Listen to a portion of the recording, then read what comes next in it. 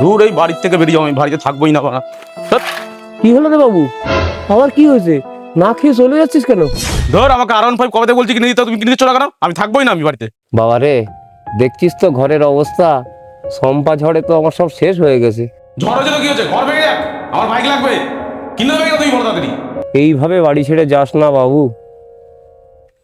আচ্ছা বল তো, তোর এই নতুন বাইকের দাম কত?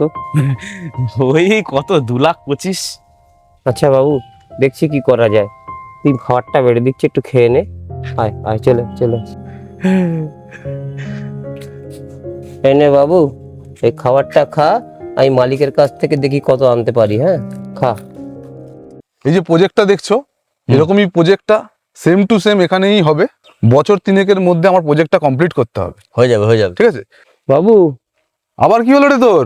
বাবু, আমার 2,000 টাকা লাগবে। কেন রে? আমার ছেলেটা একটা নতুন R15 বাইক দেখেছে, ওটা কিনবে বলছে। হ্যাঁ, 2,000 টাকায় তুই কি করবি? R15 এর দাম তো অনেক রে। না না বাবু, 2,000 টাকায় আমি বাইক কিনবো না, ছেলের শ্মশান যাত্রার কাজে লাগবে। আসার সময় ওরে 20 মাখানো মুড়ি খাওয়াই দিছি।